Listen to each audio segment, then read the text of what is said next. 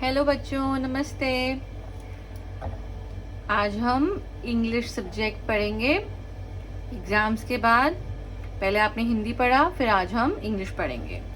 आपको याद है सारा, क्योंकि काफ़ी टाइम हो गया हमें चैप्टर पढ़े हुए। लास्ट टाइम हमने लेसन 5 कंप्लीट किया था।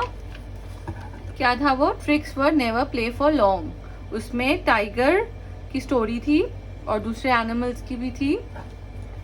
हमने एक्सरसाइज भी कंप्लीट करी थी और मैंने आपको क्या कहा था कि इस चैप्टर को आप अच्छे से करेंगे, जिससे कि नेक्स्ट चैप्टर जब हम स्टार्ट करें तो आपको साथ साथ ही सब समझ आता रहे। ठीक है, तो इसलिए आप पीछे नहीं रहेंगे, आपको साथ साथ सब अच्छे से पता होगा और लर्न भी होंगे question answers.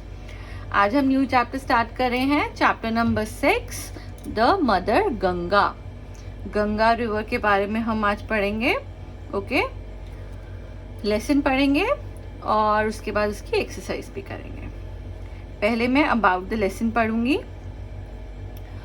In this lesson we will learn about the Ganga. It is the holiest among all the rivers of our country. We will come to know about the place of its origin, its root and religious as well as other benefits in our day-to-day life. हम इस chapter में river Ganga के बारे में पढ़ेंगे। Holiest, it is the holiest among all the rivers of our country. इसका मतलब क्या होता है? होली का मतलब होता है पवित्र। और हम उसके बारे में पढ़ेंगे सारा, उसके बेनिफिट्स क्या होते हैं, उसका ओरिजिन क्या है, वो कहाँ से फ्लो होती है, सब कुछ हम इस लेसन में पढ़ेंगे। बहुत ही इंटरेस्टिंग लेसन है। ओके, मैं स्टार्ट कर रही हूँ रीड करना। India is called the land of rivers. India, या आपने सोशल स्टडीज में पढ़ा होगा, India is called the land of rivers, क्योंकि यहाँ पे बहुत सारी रिवर्स हैं। It is because there are many rivers, क्योंकि यहाँ पे बहुत सारी रिवर्स हैं।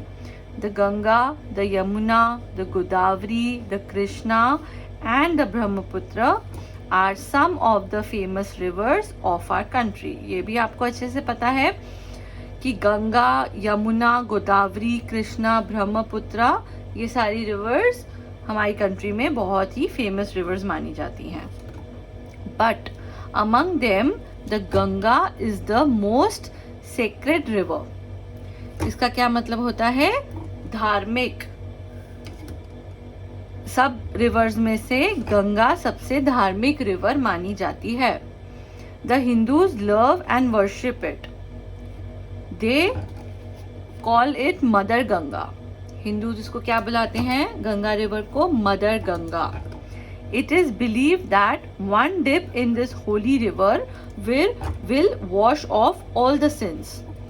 ऐसे मान्यता है ना लोगों की कि गंगा रिवर में एक डुबकी लगाने से आपके सारे जो पाप होते हैं वो धुल जाते हैं, ऐसा बोलते हैं। तो इसमें लिखा हुआ है, It is believed that one dip in this holy river will wash off all the sins. The Ganga originates from Gangotri in the snow-covered Himalayas. जो गंगा रिवर है वो कहाँ से ओरिजिनेट हुई है? From the Gangotri in the snow-covered Himalayas. This place looked like the mouth of Gau, so it is called Gomukh. Next page. The Ganga flows on the hills up to Rishikesh. जो Ganga river है वो कहाँ से flow होती है? on the hills up to Rishikesh. then it comes down on plains at Haridwar. Haridwar तो आप सबको पता है। Rishikesh and Haridwar are two famous places of pilgrimage of the Hindus।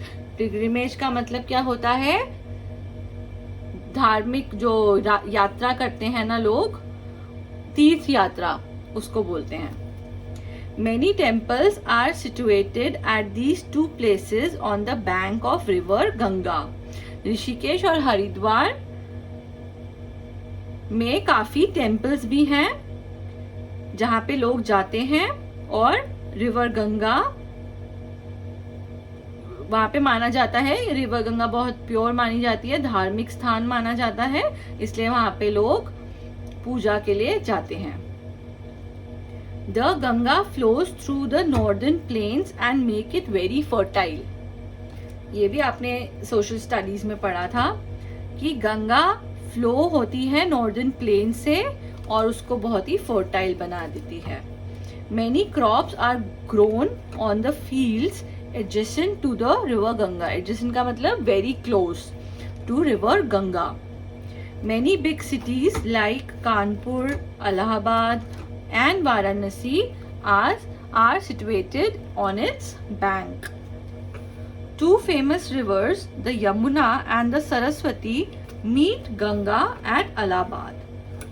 जो दो फेमस रिवर्स हैं जो हैं यमुना और सरस्वती, वो गंगा रिवर को कहाँ पे मिलती हैं? इलाहाबाद में। दिस प्लेस इज कॉल्ड संगम। संगम मतलब यही होता है ना इसका, संगम का मतलब कि जहाँ पे मिलती हैं, जैसे दो रिवर्स मिलती हैं उसका संगम होता है, तो उस प्लेस का नाम ही संगम है। The famous Kumbh fair is organised here after every 12 years। हर 12 साल के बाद वहाँ पे कुंभ फेयर ऑर्गेनाइज किया जाता है। कहाँ पे? इलाहाबाद में। Millions of pilgrims from far and near come here to take a dip in the Sangam on this holy occasion. काफी सारे लोग जो तीर्थ यात्रा करते हैं वो यहाँ पर आते हैं आसपास के शहरों से, यहाँ पे इस संगम में डिप लेने के लिए। ये जो संगम है सरस्वती और यमुना और गंगा का, वहाँ पे डिप लेने के लिए, डुबकी लेने के लिए, क्योंकि ये बहुत ही पवित्र ओकेजन माना जाता है। ओके, बहुत ही अच्छा लेसन था गंगा, मदर गंगा के बारे में। अब हम इसकी एक्सरसाइज भी स्टार्ट करेंगे। Exercise question A. Question A जो है वो ओरल क्वेश्चंस हैं, हम वो पढ़ेंगे। Did you ever went to have a holy dip in Ganga? आप गंगा रिवर में गए हो कभी डुबकी लगाने, डिप करने? तो इसमें ये क्वेश्चन पूछा गया है। मैं तो गई हुई हूँ, आप भी बताइए, आप गए हुए हो? Do you think Ganga must be clean? Yes, I think Ganga must be clean. It should be keep clean every time, क्योंकि वहाँ पे बिल्कुल भी गंगा रिवर को गंदा नहीं करना चाहिए, उसको हमेशा क्लीन रखना चाहिए, क्योंकि वो बहुत ही होली प्लेस मानी जाती है, पवित्र। Say these words aloud. हमें इन वर्ड्स को जोर से पढ़ना है। Holiest, HOLIEST, holiest. Origin, origin का मतलब होता है जहाँ से वो सबसे पहले शुरुआत हुई थी, जहाँ से। एडजेसेंट मतलब वेरी क्लोज, उसके बहुत करीब। रिलीजियस धार्मिक। सेक्रेड SACRED, इसका मतलब भी धार्मिक होता है। ओकेजन मतलब कोई भी ओकेजन, कोई भी event.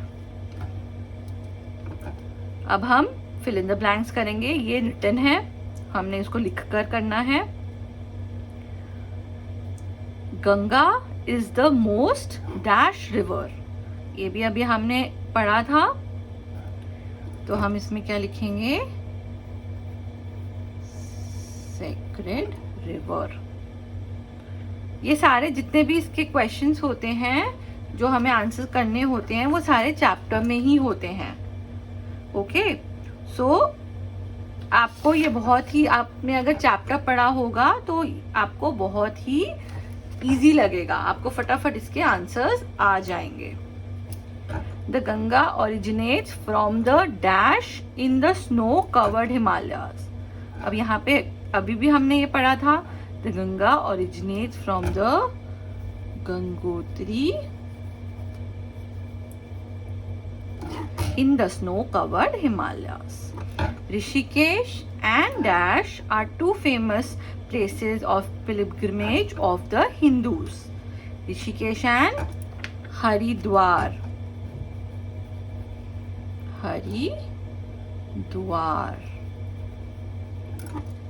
The famous rivers the Yamuna and Saraswati meet Ganga eight.